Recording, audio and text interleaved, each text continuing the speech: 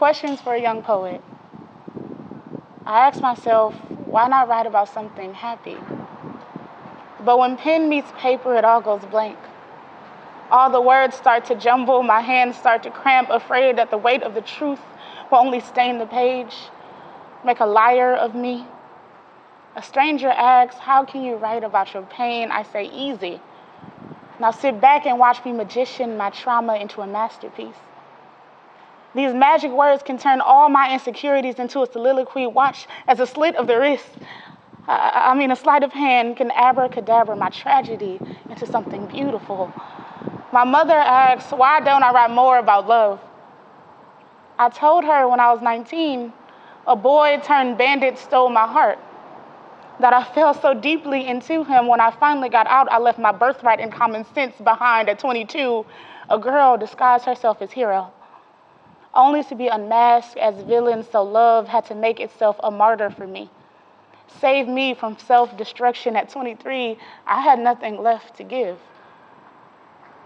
My professor asks why I'm not writing this down, so sure in his privilege, forgetting that it is the victors who can rewrite history to look like themselves, and their narratives do not fit my story, calling these battles ending in bloodshed and stolen land manifest destiny, marking my mother's tongue and calling it ghetto. And I have to pause because I've never seen oppression spelt that way. A white classmate asked me, why do I have to make everything about race? And I tell them it's because Breonna Taylor was murdered in her home while she was sleeping. Because George Floyd's last words were to his mother, gasping for air, saying, I can't breathe because Breonna Taylor, because Sandra Bland, because Trayvon Martin, because Milton Hall, because I pray that my brother will not be next. Because I have the privilege to forget that they might come for me too. So when you ask, why don't you write about something more happy? I say, I just did. I have been just flat out performing since I was about 4 years old, in churches and like talent shows and things like that. But I didn't get into poetry until, I would say preteens, I guess. And really it was just a means of expression. Teenage angst. I felt like, everything was happening all at once and I wanted to get it out in some way. And I can't sing and I can't dance, but I could write and I can rhyme a little bit. So my first poems were really like the A-B kind of stanzas, and then they developed into something that was like political, or they developed into something that was more dark, and I got to express like the darker humor, or I got to express just a different side of me that I couldn't in like those other performances, because in a play, the script is already written out for you, the character's already written out. You can kind of play with that a little bit, but in poetry, it's all you. It's raw emotion, and it's anything that you want to put on a page. So that's a long explanation, but the reason I got into poetry was just expression. Dinosaurs in the Hood by Danez. Let's make a movie called Dinosaurs in the Hood. Jurassic Park meets Friday meets The Pursuit of Happiness. There should be a scene where a little black boy is on the bus playing with the toy dinosaur. Then he looks out the window and sees a T-Rex. Well, because there has to be a T-Rex, it's a dinosaur movie. Duh, what you think? Don't let Tarantino direct this. In his version, the boy is playing with a gun. The metaphor being that black boys toy with their own lives, the spitting image of his father being the foreshadow to his end. Nah, fuck that.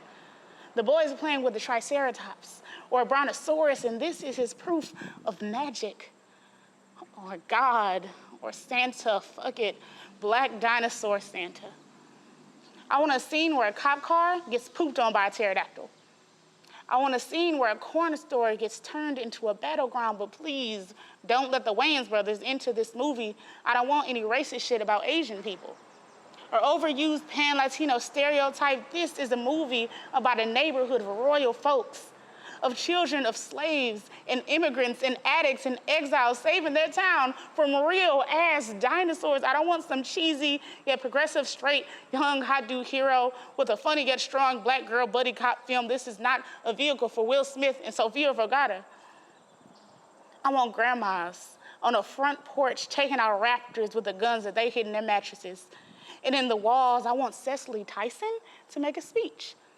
Maybe two. I want some of those screamy, spitty dinosaurs, the one that go, I want Viola Davis to save the day in the last scene with a black fist afro pick to the last dinosaur's long, scaled neck. But this can't be a black movie. This movie can't be dismissed because of its cast or its audience. This movie can't be a metaphor for black people and extinction. This movie can't be about race. This movie can't cause black pain or be about black pain. This movie can't be about us having a long history with having a long history of pain. This movie can't be about race. Nobody can say nigga in this movie if you can't say it to my face or in public. No chicken chokes in this movies, no bullet holes in the heroes, and nobody kills the black boy. And nobody kills the black boy, and nobody kills the black boy, and nobody forgets about the black girl besides. The only reason I wanted to make this movie in the first place is for that first scene. The little black boy on the bus, playing with his toy dinosaur, his eyes wide, and his dreams pulsing. And right there. This is All Lives Matter, 1800s edition, by Anthony McPherson. Just because I own slaves doesn't make me racist. I don't even see color. You're racist for being slaves. Some of my closest friends are house Negroes. Look, I didn't ask to have all this cotton, and it's not my fault that the cotton is profitable. Don't blame me for something my grandfather's grandfather planted. And look, if cotton is so bad, why are you wearing it right now? Don't act smug. This is the fabric of all our lives. You know what just really shines my shoes? You can give birth to a light-skinned child and everything's okay. But I put on a little bit of blackface and oh no, that's racist. How? My blackface comes off, your whiteface is forever. This is not the dream Abraham Lincoln gave speeches for. Racism ended with the 3/5 compromise. Everyone is equal. We have a black overseer. Slavery was a choice. If you didn't want to get locked up, you should have just kept running after we captured your wife. I mean, like, come on, make good decisions or suffer the consequences. Blacks are 99% more likely to try and escape north. Now, that's not racist. Those are just facts. And when will you people learn that underground railroads only create racial divide and why? We're all red on the inside. Just look at your brother's body. Rope doesn't make his any different from mine. My accountant hung himself last week, so we're all dealing with something. Don't judge a book that you're not allowed to read. Look, my house was like 2 stories, tops. The real masters, they live in mansions.